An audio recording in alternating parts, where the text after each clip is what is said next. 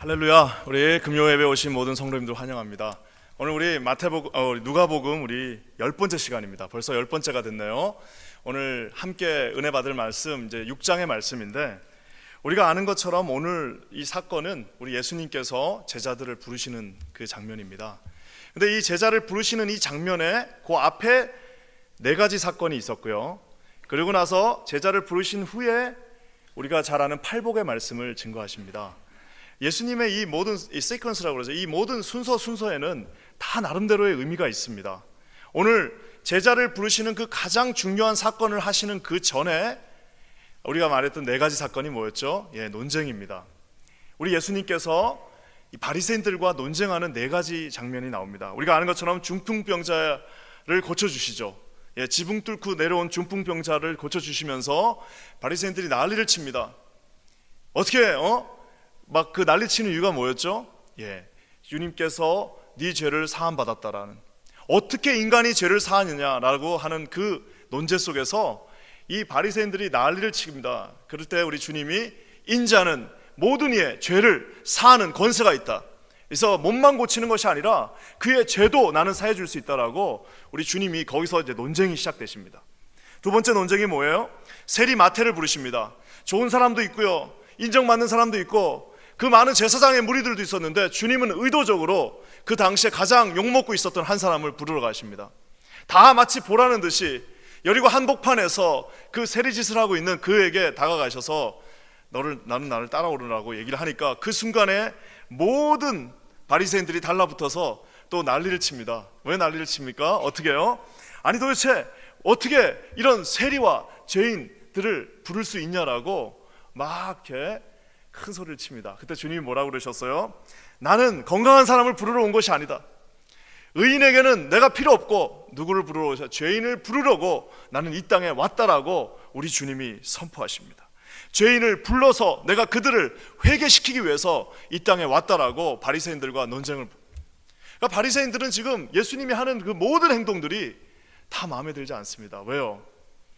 하나님에게만 있던 그 권한, 그 하나님에게만 있던 그 고난이 33세의 젊은 예수에게도 동일하게 주어졌다는 그 자체가 싫은 것도 있지만, 어떤 것이 싫은 거예요?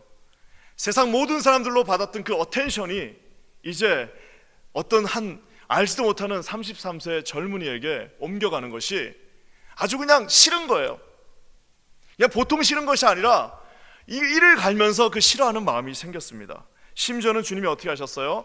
안식일 날, 정말 그 다른 날도 많은데 안식일 날 제자들이 도와주질 않아요. 제자들이 어떻게 했어요? 밀밭 사이를 지나다가 그 밀을 드르륵 해가지고 먹었어요. 그것을 또 저기선가 누가 보고 있던 바리새인들이 또 이제 딴지를 겁니다. 어떻게 너희들 이렇게 안식일을 무너뜨릴 수 있냐라고 하는 그 바리새인들 앞에 우리 주님이 뭐라고 그러시죠? 안식일의 주인은 바로 나다. 안식일의 주인이 바로 나다라고 말씀하시면서 바리새인들과 정면으로 충돌합니다. 마지막 결국에는 뭐예요? 이제는 화가 날 대로 나는 이 바리새인들이 저 안식일날 이제 뭐하나 하고 아주 그냥 모든 바리새인들이 집중해서 예수님을 쳐다보고 있습니다. 예수님이 어떻게 하셨어요? 안식일날 손 마른 자, 손이 말라 비틀어져서 더 이상 손을 쓰지도 못했고 지난 수년 동안 한 번도 손을 쓰지 못했던 그 고통받는 자의 손을 만져주시면서 고쳐주십니다. 그러니까 바리새인들이 뭐라고 그러죠? 어떻게 안식일에 이런 일을 행할 수 있냐라고 주님한테 삿대질을 하면서 달려듭니다. 주님이 뭐라고 말씀하셨습니까? 안식일에 선을 행하는 것과 악을 행하는 것, 그리고 안식일에 생명을 구하는 것과 생명을 죽이는 것, 어떤 것을 해야겠냐라고 그들에게 물으시면서 주님이 정면으로 바리새인들과 이제 논쟁하고 싸우시고 이제는 더 이상 돌아갈 수 없는 그 길로 가시는 것이 요 전에, 오늘 읽었던 이 본문 전의 사건입니다. 이 말씀을 이렇게 묵상하면서 6장 전체를 읽으면서요, 우리 주님은 끊임없이 따뜻하시고, 우리 주님은 끊임없이 용서하시고, 우리 주님은 끊임없이 고쳐주시고, 우리 주님은 끊임없이 누군가를 해방시켜 주시고, 우리 주님은 끊임없이 누군가를 안아주시고, 우리 주님은 끊임없이 그들에게 너희들의 그 죄를 내가 용서한다라고 다가오시는데, 이 바리새인은 어떡합니까? 끊임없이 철저하게 비판하고, 끊임없이 철저하게 자기 중심적으로 생각하고, 끊임없이 철저하게 심지어는 자기가 무슨 일을 하고 있는지 알지 못한 채, 정말 제일 불쌍한 게 이겁니다. 자기가 하고 있는 일이 무엇인지도 알지 못한 채 자기가 지금까지 해왔던 그대로, 그 방법대로 한 젊은이를 죽이려고 이제는 돌이킬 수 없는 루비콘 강을 서로 건너버린 겁니다. 이제 여기서부터는 더 이상 이 바리새인들과 예수님은 하나가 될 수 없어요. 이제는 뭐예요? 우리 예수님은 끝까지 예루살렘을 향해서 두 눈을 픽스하신 채로 이제 그곳을 향해서 달려가셔야 되고요, 바리새인들은 이제 자기들이 살기 위해서는 저를 없애야만 하는 그 운명 속으로 누가가 6장의 말씀을 집어넣습니다. 저는 오늘 이 말씀을 보면서 철저한 양극화, 나중에 그래서 여러분 이 사건 이후에 우리가 잘 아는 팔복의 말씀에서 뭐가 나와요? 복 있는 사람은, 복 있는 사람은, 복 있는 사람은, 복 있는 사람은 하고 4번의 복이 나옵니다. 그러면서 또 뭐가 나와요? 화 있을지어다, 화 있을지어다, 너희들에게 화가 있을지어다, 화 있을지어다. 이 뭡니까? 철저하게 불러. 이제는 예수님 안에서 미들그라운드가 사라져버렸습니다. 이제는 예수님 앞에 환호하는 그 평지에서 기다리고 있던 수없이 많은 무리들이 있었던 반면에 이제는 내가 죽든지 제가 죽든지 둘 중에 하나는 죽어야 된다라고 아주 이를 갈면서 예수님한테 경계했던 그 화 있는 무리들로 두 무리가 갈라지게 됩니다. 사랑하는 여러분, 저는 기도합니다. 우리 가운데 어느 누구도 어리석은 바리새인의 무리에 있는 자가 절대로 앞으로도 이전에도 없었던 것처럼 앞으로도 없기를 주님의 이름으로 간절히 축원합니다. 사랑하는 여러분, 바리새인들은요 성전 안에서 살았던 사람들입니다. 여러분, 내가 교회 안에 있다고 다 구원받느냐? 성전 안에서 늘 말씀 가운데 말씀을 다 외우고 살았던 사람임에도 불구하고 정작 그들이 기다렸던 메시아가 왔을 때는 메시아를 미워하는 것뿐만 아니라 죽이는데 가장 앞장섰다는 사실입니다. 오늘 누가는 철저하게 이 두 텐션을 계속 끌고 다닙니다. 처음부터 끝까지 주님을 맞이했던 자, 주님을 거부했던 자, 주님과 함께 했던 자, 주님을 떠난 자, 주님과 함께 끝까지 갔던 자, 주님을 결국에는 팔아먹을 사람, 요 둘을 계속해서 같이 끌고 다닙니다. 마치 스토리텔러가 이 긴장을 계속 끌고 다니면서 마치 우리에게 두 손을 다 내밀고 너 여기로 갈래, 여기로 갈래. 누가복음 1장에서부터 마지막 장까지 계속해서 이 두 가지를 내놓으면서 심지어 마지막에 예수님이 승천하시는 그 순간에도 그것을 보고 주를 따르는 자와 그것을 의심하는 자가 동시에 생기는 것처럼 오늘 이 누가복음에서 누가는 의도적으로 이 둘을 계속해서 분리해 놓고 있던 것을 보게 됩니다. 사랑하는 여러분, 기도하기는 우리 퀸즈 한인 교회에 들어오는 모든 분들은 우리 예수님 앞에, 예수님의 그 사랑 앞에, 그 뜰 안에 있는 사랑하는 우리 지체들 되기를 주님의 이름으로 간절히 축원합니다. 그러면서 여러분, 아까 제가 얘기한 것처럼 이제 제자를 부르시는 그 다음에는 우리가 잘 아는 것처럼 평지설교라는 것이 나옵니다. 우리는 산상수훈은 잘 알아요. 마태복음에 나와 있는 산상수훈은 잘 알고 있는데요, 사람들이 이 평지설교는 잘 모릅니다. 산상수훈과 평지설교가 사실 같은 내용입니다. 그래서 누가복음에는 평지설교라고 그러고, 왜? 평평한 땅에서 했어요.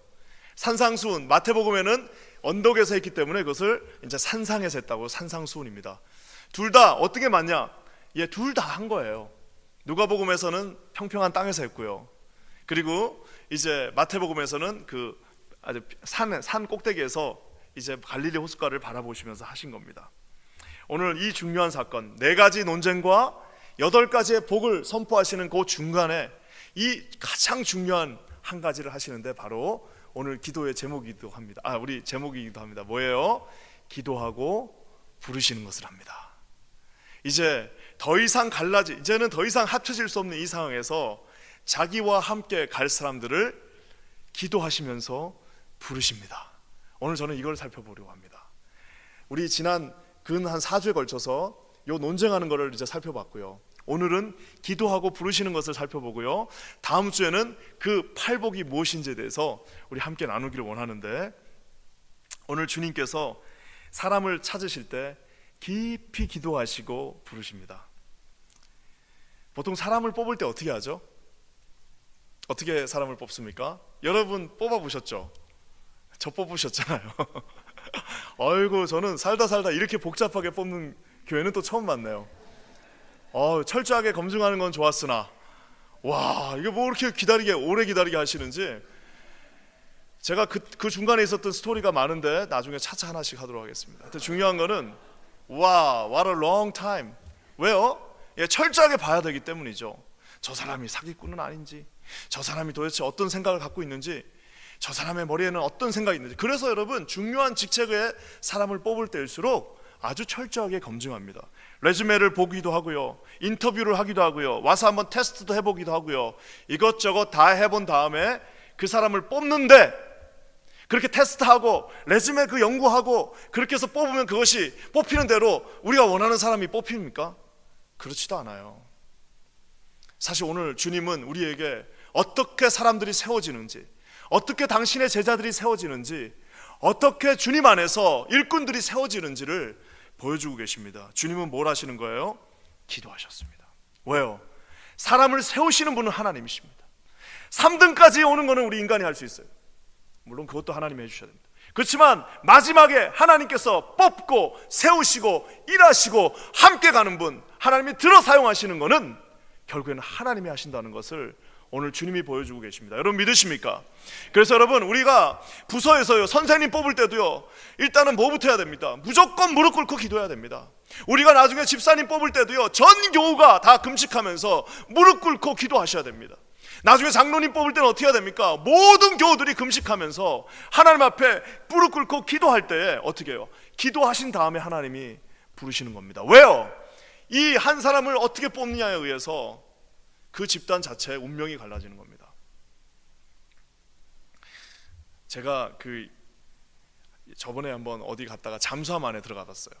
잠수함 안에 한번 들어가 봤는데 세상에 그 좁은 미로 같은데 그 잠수함이 있습니다. 잠수함 안에서요, 그 함장, 그 대장은 정말 이 해군 사관학교에서 제일 공부 잘했던 사람이 그 함장을 합니다. 왜요? 볼 수도 없어요. 바깥에 뭐가 있는지도 몰라요. 오직 자기의 그 촉감과 그 자기가 지금까지 배운 그거의 감각에 의지해서 그 결정을 해야 되기 때문에 이 사람은 제일 유능한 사람을 세웁니다.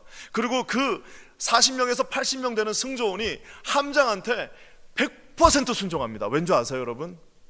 자기의 운명을 그가 결정하기 때문입니다. 심지어 어느 정도냐면은, 우리 아직 한국 배는 작아요. 그래서 80명이 타면요, 화장실이 3개밖에 없습니다. 80명이 타면 화장실이 3개면은 어떻게 써야 돼요? 최소한 한 20명씩 나눠서 쓰든지 해야 되는데, 함장한테는 1개를 딱 떼서 줍니다. 그리고 나머지 2개를 갖고 79명이 나눠 쓰는 거예요. 왜 그럴까요? 그만큼 그 한 사람이 결정을 잘못해버리면 그 바닷가에서, 그 바다 밑에서 다 같이 죽기 때문입니다. 그렇기 때문에 그 한 사람을 철저하게 순종하면서 당신의 촉감에, 당신의 그 지략에, 당신의 그 두뇌에 우리 생명을, 79명의 생명을 맡긴다라고 얘기하는 거예요. 그만큼 사람을 부르고 세우는 것은 목숨을 건 기도가 반드시 뒷받침돼야 되는데, 우리 주님은 사람을 쓱 보면 아실까요? 모를까요?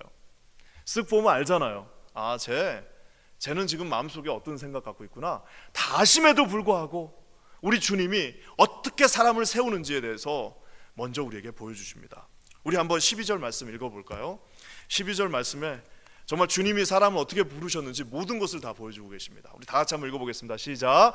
이때 예수께서 기도하시러 산으로 가사 밤이 맞도록 하나님께 기도하셨습니다. 이때가 어떤 때예요? 아까 제가 얘기한 것처럼 이때라고 하면 그 4번의 그 논쟁을 통해서 바리새인들하고 아주 그냥 엄청나게 격렬하게 싸움을 한 후입니다. 그래서 바리새인들이 씩씩거리면서 내가 이제 저 사람은 저 예수를 이제 없애야겠다라고 그 씩씩거리면서 막 화를 내면서 충돌이 있은 그 후에 우리 예수님은 어떻게 하셨습니까? 반대하는 자들이 요동치고 박수를 치면서 막 반대하는 사람들이 비난하고 화를 내고, 반대하는 사람들이 막 말도 되지 않는 헛소문을 퍼뜨리면서 이제 예수님을 잡으려고 하는 그 시기에 우리 주님은 변호하지 않으셨습니다. 우리 주님은 거기서 뭐라고 말하지 않으셨어요. 그 요동치는 순간에 우리 주님이 하신 거는, 그때에 예수께서는 기도하러 어디로요? 산꼭대기로, 사람이 아무도 없는 그곳으로 혼자 올라가셨습니다. 왜 저러셨을까? 저는 처음에는 저게 이해가 잘 안 됐습니다. 그래가지고 이제 처음 목사 안수거를 받고 나서는 누가 뭐라고 조금 하면은 그거를 빨리 프루브해야 돼. 아니라는 거를. 그래서 막 삼자 대면도 시켜보고 막 이리 와보세요. 두 분이서 한번 얘기해 봅시다. 이런 것도 해보고 또 막 그 뭐라 그럴까요? 빨리 누명에서 내가 벗어나야 된다 해갖고 뭐 해명도 해보고 뭐 이런 것도 해보고 저런 것도 해봤는데요. 저도 이제 목회를 하다 보니까 주님의 저 마음이 이해가 돼요. 여러분, 우리가 하나님 안에서 억울하고 좀 하나님 안에서 조금 힘든 것이 있으면요, 그때 사단이 속삭입니다. 온 동네 다니면서 너의 억울함을 다 하소연해라. 온 동네 다니면서 쉽지 않다, 나 억울해, 어떻게 이럴 수 있어 라고 그 얘기를 하라라고 우리 사단님께서 와서 속삭거립니다. 우리 주님은 어떻게 하셨어요? 딱 그런 일이 있으니까 짐 딱 싸들고 아무도 없는 산으로 올라가셨습니다. 제가 존경하는 목사님 한 분 계세요. 제가 사랑하는 후배의 아버님이신데, 그래서 이제 이분은 비법이 뭐냐면 뭐가 딱 된다 그러면은 그냥 이제 기도하러 가시는 거예요. 그러면 이제 찬양을 한대요. 찬양을 어떻게 하시냐면, 난 그런 찬양은 처음 들어봤어요. 찬양이 뭐냐면 아시지요 아시지요 아시지요 주님, 그 찬양을 한대요. 그래서 이렇게 그냥 좀 어려운 일이 있으면 그냥 강대상을 붙잡고 아시지요 아시지요 이러면서, 그러면 이제 성도들이 그걸 들으면서 도대체 뭘까 저게 궁금해하신다는 얘기를 들었어요. 아시지요 주님, 한 분만 아시면 되는 거죠. 오늘 우리 주님이 저 중요한 순간에 산으로 기도하러 올라가십니다. 왜 산일까요? 혼자 있으려고. 철저하게 하나님과 딱 자기 둘만 있는 그 산으로 올라가신 겁니다. 많은 사람들이 신앙인이 언제 가장 외롭지 않나? 신앙인은 언제 가장 외롭지 않을까요? 신앙인, 우리 같이 예수를 믿는 사람, 하나님의 자녀들 언제 가장 외롭지 않아요? 우리가 가장 외롭지 않은 시간은 언제냐면 혼자 있을 때입니다. 왜요? 우리가 사람들하고 있을 때는 외로워요. 사람들하고 있을 때는 끊임없이 경쟁하고, 사람들하고 있을 때는 끊임없이 내 자신을 프루브해야 되지만, 우리 신앙인이, 우리 예수 믿는 사람이 가장 외롭지 않은 순간은 언제냐? 혼자서 주님과 독대할 때입니다. 여러분 믿으십니까? 그래서 우리가 여러분 새벽에 나와서도 막 열심히 기도하고, 여기에 모여서도 함께 기도하고, 합심해서 뜨겁게 기도하나 반드시 여러분 스스로가 자기만의 기도 공간과 자기만의 시간을 확보하지 않으면은 여러분 큰일 납니다. 왜요? 우리 신앙인은 하나님과 함께 있을 때 가장 외롭지 않기 때문입니다. 그래서 저도 새벽 예배 나오면은 딱 기도하는 시간이 있어요. 여기서 우리 합심해서 우리 교회를 위해서, 우리 말씀을 위해서, 또 우리 함께한 우리 성도들을 위해서, 또 아픈 분들을 위해서 여기서 합심해서 기도합니다. 하지만 반드시 놓치지 않는 거는 저 혼자 올라가서 저 혼자 무릎 꿇고 혼자 하나님과 아무도 없는 곳에서 단둘이 있는 시간도 반드시 필요합니다. 사랑하는 여러분, 저는 기도하기에 여기 계신 우리 사랑하는 모든 성도들이 이런 놀라운 신앙인들이 되시기를 주님의 이름으로 간절히 축원합니다. 하나님과 간절히 친밀하게 있는 여러분들은 절대 넘어질 수 없어요. 하나님과 가까이 있는 여러분들은 절대로 하나님 앞에서 떨어져 나갈 수 없습니다. 왜요? 주님이 그때 계속해서 말씀해 주기 때문입니다. 왜 주님이 산으로 그렇게 가셨을까요? 아까 제가 얘기한 것처럼 홀로 있고 싶으셨어요. 홀로 있다는 말은 가장 주님과 가까이 있고 싶으셨습니다. 가장 주님과 가까이 있기에 가장 좋은 방법은 산으로 가는 거였어요. 근데 또 한 가지는 우리 주님이 저기 나와 있는 말씀처럼 밤이 맞도록 기도하셨다라고 얘기해요. 주님이 하나님이심에도 불구하고 밤이 맞도록 whole night, 그냥 밤을 새도록 주님 앞에 기도하셨다라고 얘기하고 있습니다. 왜 그렇습니까? 거기에는 우리 예수님의 간절한 그 12제자를 부르시는 주님의 간절한 그 마음이 그곳에 묻어져 있습니다. 얼마 전에 왔던 우리 윤상혁 선교사님이 있죠. 북한 선교사님. 우리가 참 그날 은혜 많이 받았는데, 그분하고 이렇게 대화하면서 저랑 똑같은 거 하나가 있더라고요. 두 개네요. 하나는 와이프가, 그분도 외국인이라는 사실이 하나고, 또 한 가지는 그분도 제가 알고 있는 한 기도원, 그 태백에 가면 예수원이라는 곳이 있습니다. 거기서 깊은 주님과의 교제를 했더라고요. 그래서 우리가 더 반가워가지고 예수원 가셨었어요. 저도 예수원 갔었는데, 그 예수원이라는 곳이 태백산 한복판에 있습니다. 서울에서 가려면요 그 당시는 기차 타고 가가지고 내려갖고 거기서 또 버스 타고 또 올라가서 한참을 또 걸어 올라갑니다. 거기에 그래서 태백산에 예수원 가는 길이라는 노래도 있어요. 그렇게 올라가서 어렵게 가는 곳이 거기였는데, 참 이상하게 거기 가면 하나님이 참 많은 기도의 응답을 해주셨어요. 왜 그랬을까라고 생각을 해보면, 이미 올라가는 그 길 자체가, 그 기차 타고 한 몇 시간, 또 다시 버스 타고 또 한참, 또 거기 혼자 올라가는 그 시간이 어떤 시간입니까? 간절하게 기도 제목을 가지고 올라가는 시간이에요. 그래서 참 희한한 거는, 그 태백산에 올라가면 예수원이라고 하는 나무로 큰 새겨놓은 그 현판을 딱 보는 순간 그냥 눈물이 그냥 그대로 나왔던 기억이 납니다. 왜요? 이미 올라가는 그 간절함이 그곳에 묻어 있었기 때문입니다. 많은 사람들이 그렇게 얘기해요. 아유, 목사님 그냥 아무 데서나 기도하면 되지 않나요? 아유, 뭐 우리가 있는 곳 모든 곳이 다 하늘나라 아닌가요? 주일날 또 인터넷으로 요즘 예배 드리는 분들도 많습니다. 인터넷으로 오늘 우리도 예배 드리고 있는 분들 계실 겁니다. 근데 여러분, 그곳에 계신 하나님이라 거기 계신 하나님은 같아요. 하지만 우리의 마음은 저 산으로 올라가시는 예수님의 마음을 한번 생각해 보십시오.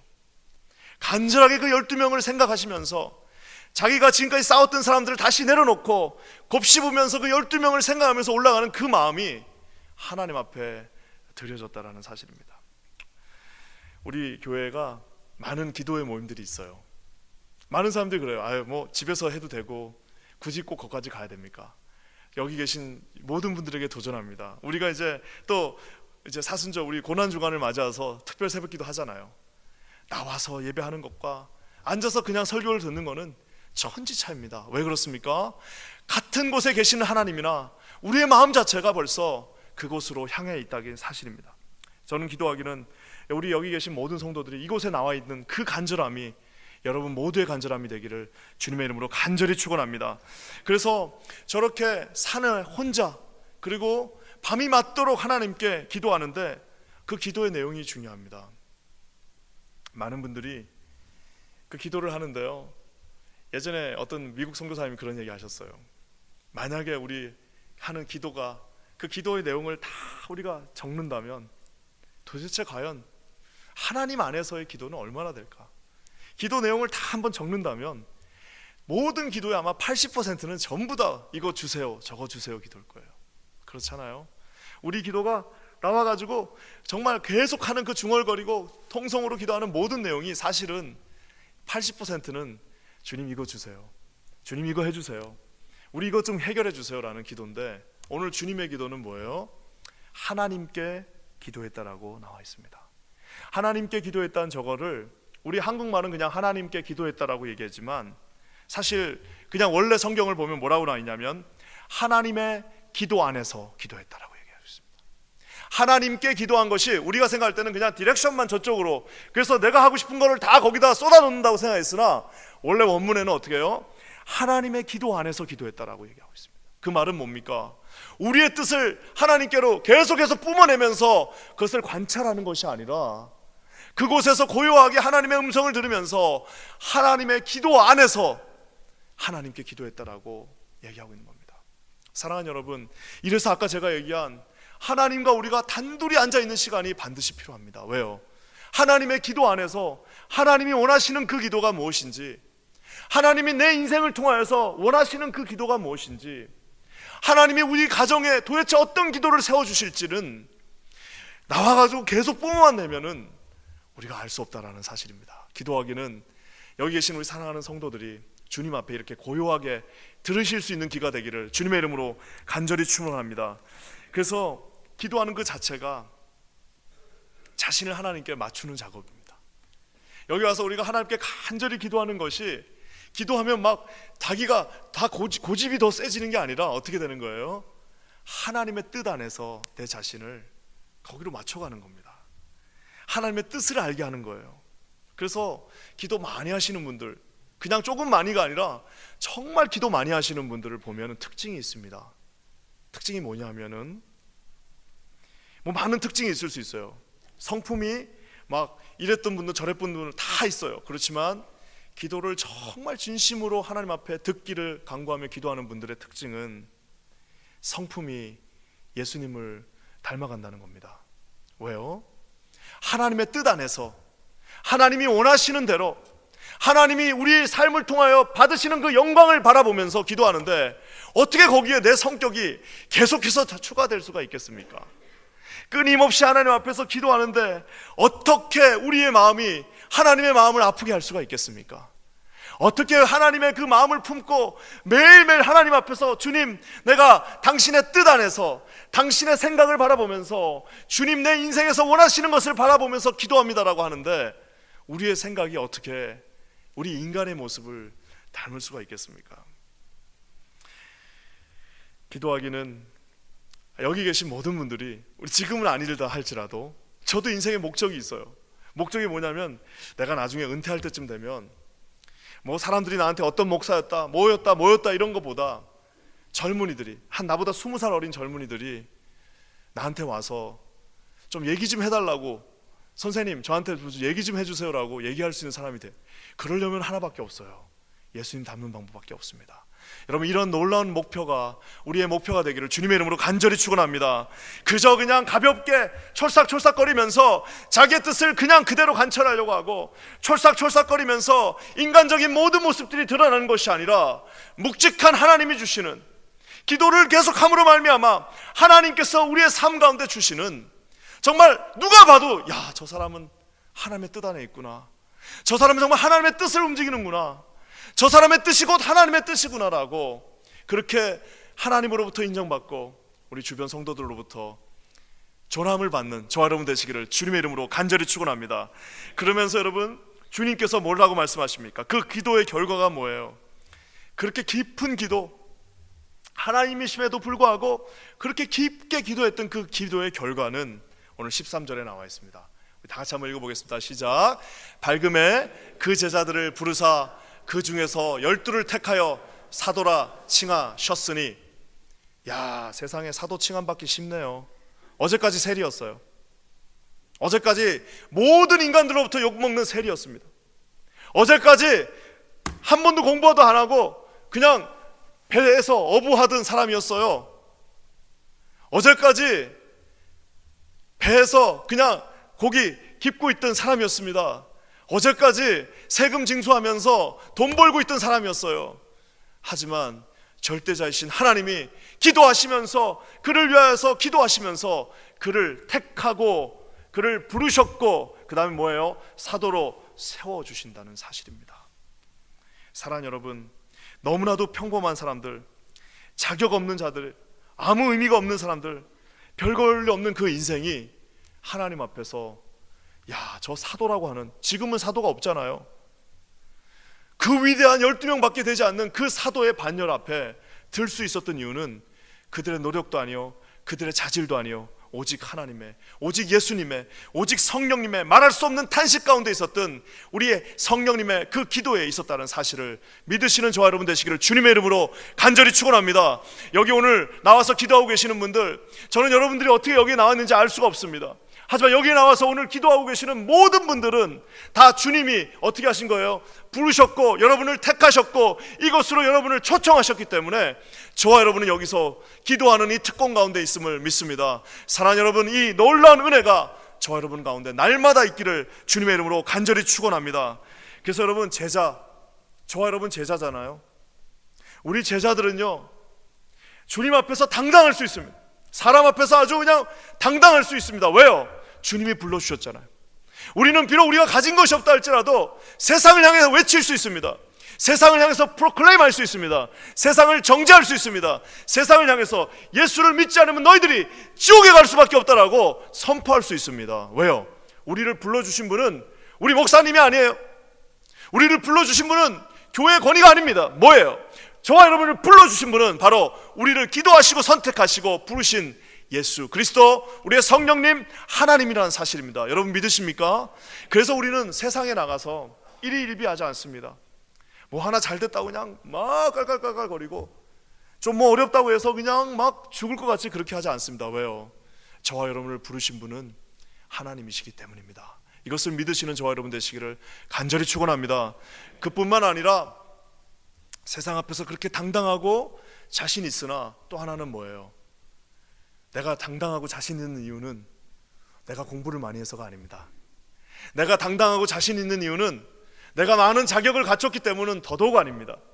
내가 당당하고 하나님 앞에서 세상 사람들을 향해서 죄인들아 주님께 돌아오라라고 외칠 수 있는 이유가 내 자신의 의는 더더욱 아닙니다. 뭐예요? 아이러니하게도 같은 이유입니다. 주님이 불러주셨기 때문이에요. 그래서 우리는 주님이 불러주셨기 때문에 담대할 수 있습니다. At the same time 주님이 불러주셨기 때문에 우리는 겸손해야 됩니다. 그래서 여러분, 우리 가운데 누가 하나님의 리더가 되는 겁니까? 저 둘을 같이 공유하는 사람이에요. 세상에 나가서 담대하게 목숨을 걸고 주님을 선포할 수 있으되, 하나님의 자녀들 앞에서 하나님이 나를 불러주시면 너무너무 감사합니다, 나를 선택해 주신 주님 너무너무 고맙습니다, 이렇게 하나님 앞에 엎드릴 수 있는 그 사람, 엎드렸다 일어났다 일어났다 엎드렸다 할 수 있는 그 사람이 주님이 불러주신 사람이란 사실입니다. 여러분, 이렇게 되시기를 주님의 이름으로 간절히 축원합니다. 그러면서 우리 퀸즈 한인교회가 정말 이제 지금이야말로 우리가 이제 앞으로 많은 기도를 해야 될 때입니다. 우리 자녀들도, 우리 유스그룹도 이제 제자훈련을 시작하고, 우리 유초등부도 이제 가스펠 프로젝트라고 해서 모든 프로그램을 다 통일시키고 있습니다. 아직 조금은 시간은 걸리겠으나 이제 시간이 지나면 우리 교회는 어떻게 되냐면요, 우리 0세부터 시작해서, 0세는 아직 말을 못하니까 안 되겠구나, 3세부터 시작해서요, 우리 이제 모든 과정이 다 통일되는 가스펠 프로젝트라는 것들을 준비하고 있습니다. 그건 뭐예요? 우리 모두가, 우리 3살부터 우리 100세까지 그 안에 있는 모든 분들이 주님이 부르시는 그 제자로 가는 그 삶에 동참한다는 삶. 그래서 우리는 3살부터 99세까지가 다 같은 하나님의 프로그램 안에 있을 수 있다는 사실입니다. 여러분, 이 놀라운 꿈들이 이루어지기를 주님의 이름으로 간절히 축원합니다. 그래서 우리가 정말 기도하셔야 됩니다. 어떻게 해요? 이것을 가르쳐 줄 수 있는 사람들 주님 보내주십시오. 그리고 우리 중에 그 사람들을 세워주셔서 우리 가운데 이 모든 일들이 놀랍게 이루어질 수 있게 하여 주시옵소서. 우리 가운데 내부적인 소모들은 다 내려놓고 이제는 하나님이 부르신 이 놀라운 원대하신 꿈을 향해서 주님 바라보면서 당당하게, 하지만 겸손하게 주님을 바라보면서 세상을 다 움직이는 그 능력으로, 하지만 바짝하게 엎드려서 주님 앞에 저는 무익한 종입니다라고 외칠 수 있는 주의 종들이 이 퀸즈 한인교회에 충만하게 임하기를 주님의 이름으로 간절히 축원합니다. 그러면서 주님이 불러주신 자들에게 놀라운 능력을 주십니다. 우리 19절 말씀 한번 다 같이 읽어볼게요. 다 같이 한번 읽겠습니다. 시작. 온 무리가 예수를 만지려고 힘쓰니 이는 능력이 예수께로 나서 모든 사람을 낫게 함이로라. 저는 이 말씀이 여러분 모두의 말씀이 되기를 주님의 이름으로 간절히 축원합니다. 여러분 모두가, 사람 모두가 여러분을 만지고 싶어요. 만진다는 게 이렇게 육체적으로 만지는 것도 있으나 모든 사람이 여러분 만나고 싶어요. 여러분, 이런 인생의 목표가 생기지 않아요? 내가 나중에 가만히 있는데 사람들이 날 찾아오고 싶어요. 왜? 여러분을 찾아와서 여러분을 만지고 여러분과 대화하면 여러분의 영혼을 통하여서 어떻게 됩니까? 이는 능력이 예수로부터 나와서, 여러분의 능력이 아닌 하나님의 능력이 여러분을 통하여서 나와서 어떻게 되는 겁니까? 모든 사람들을 그들의 육신의 질병, 그들의 정신의 질병, 그들의 영혼의 질병으로부터 회복시켜주는 놀라운 역사가 저와 여러분을 통해서 일어날 줄 믿습니다. 하나님의 능력이 우리 퀸즈 한인교회 충만하게 흐름으로 말미암아 우리 교회에서 훈련받은 자들, 우리 교회에서 세워진 모든 일꾼들, 이 교회에서 하나님 앞에 있었던 모든 자들은 어떤 사람들입니까? 흘러넘치는 이 놀라운 능력, 내 배에서 생수의 강이 쫄쫄쫄 흐르는 것이 아니라 내 배에서 이 리빙 워터, 생수의 강, 구원의 강, 마시면 절대로 목마르지 않는 이 구원의 강이 어떻게 해요? 흘러넘쳐. 능력이 예수께로 나와서 만지는 모든 자들마다 구원을 얻고, 그와 대화하는 모든 사람마다 정말 하나님이 주시는 위로함을 얻고, 그와 만지는 모든 자들마다 주님이 주시는 지혜로 다시 일어설 수 있게 하여 주시옵소서. 이런 인격을 갖게 하여 주시옵소서. 이런 성영적인 능력을 갖게 하여 주시옵소서. 이런 하나님이 주시는, 오직 하나님만 주실 수 있는 능력이 예수께서 나와서 모든 나의 손을 만지는 자들, 모든 내가 만나는 사람들에게 구원과 힐링과 하나님이 주신 치유함의 역사가 있게 하여 주시옵소서. 여러분, 이런 기도가 우리의 거룩한 기도가 되기를 주님의 이름으로 간절히 축원합니다. 병든 자를 치유해 주시고요, 하나님이 귀신을 쫓아주시고요, 하나님이 그 우울한 모든 무드들을 다 체인지해 주신다고 말씀하고 계십니다. 2000년 전에 동일하게 약속하셨던 주님이 병든 자에게 손을 얹은 즉 나으리라고 말씀하셨습니다. 너희 중에 병든 자가 있느냐? 뭐라고 말씀하셨어요? 야고보서 5장 말씀에 너희 중에 병든 자가 있느냐? 저는 교회 장로들을 청할 것이요 그들은 주의 이름으로 기름을 바르고 위하여 기도할지니라. 하나님께서 말씀하고 계십니다. 예수님이 그에게 안수하는 것이 아니라 같이 있었던 성도들이 그들을 위하여 안수하는 겁니다. 믿음의 기도는 병든 자를 구원하느니 주께서 저를 일으키시리라. 혹시 죄를 범하였을지라도 심지어는 사함을 얻겠다. 여러분, 죄는 누가 사해 주시는 거예요? 하나님이 사해 주시는 겁니다. 예수님만 할 수 있는 건데 뭐라고요? 믿음의 기도는 병든 자를 구원하고 주께서 저를 일으키시리니 심지어는 혹시라도 죄를 졌다 할지라도 그 기도 가운데 역사하는 힘으로 사함을 얻게 된다는 사실입니다. 그러므로 너희 죄를 서로 고하며 병 낫기를 위하여 서로 기도하라. 의인의 간구는, 저기 나와 있는 저 의인은 누구예요? 주님 앞에 구원받은 자, 주님 앞에 제자로 부름받은 자, 그 의인의 간구는 역사하는 힘이 많으니라. 이런 놀라운 하나님의 의인이 되시기를 주님의 이름으로 간절히 축원합니다. 사랑하는 여러분, 하나님이 우리에게 주신 인생이 너무 훅 갑니다. 그렇죠? 아직도 처음 그냥 이민 왔을 때 30대 같고, 처음 예수 믿었으면 20대 같은데 그냥 훅 그냥 지나니까 40대, 50대, 60대, 70대가 돼버렸어요. 하나님이 우리에게 주신 날이 오늘 하루를 삶으로 말미암아 내일이 이제 되면 하루가 더 적어집니다. 이제 3월달이 지나면 한 달이 더 적어지는 거예요. 우리의 거룩한 여러분의 목표가, 또 제 자신의 목표가 오늘 여기 나와 있는 것처럼 우리 하나님을 닮고 하나님이 주신 그 능력으로 기도하며 모든 병든 자들, 모든 마음이 상한 자들, 모든 넘어져 있는 자들에게 주님의 손을 뻗침으로 말미암아 그들을 예수님의 품으로 이끄는 저와 여러분 되시기를 주님의 이름으로 간절히 축원합니다. 여기 계신 모든 분들에게 이런 놀라운 은혜, 저기 나와 있는 모든 병든 자에게 기도할 때 낫는 역사가 일어난 그런 놀라운 의인들이 되시기를 주님의 이름으로 간절히 축원합니다. 여러분, 우리가 이제 많은 기도의 순서들이 있습니다. 하나님께서 우리 교회, 퀸자님 교회 많은 기도의 시간들을 허락하실 겁니다. 이런 거 기도할 때요, 절대 빠지지 마시고 함께 하셔서 기도하시고 훈련 받으시고 하나님 앞에 서시는 저와 여러분 되시기를 주님의 이름으로 간절히 축원합니다. 잠시 기도하겠습니다. 좋으신 주님 참 감사합니다. 오늘 우리에게 이렇게 귀한 말씀으로 함께하게 하시고 오늘 그 쉽지 않은 상황 가운데서도 산 깊은 곳으로 가셔서 홀로 주님과 대면하며 기도하시던 주님을 바라보게 하심을 진심으로 감사드립니다. 오늘 주님의 영광 가운데 우리 모두가 서게 하시고 살아계신 예수님의 영광을 바라보는 저희들 모두가 되게 하여 주시옵소서. 우리 그렇게 하실 주님을 찬양합니다. 예수님의 이름으로 간절히 기도합니다. 아멘.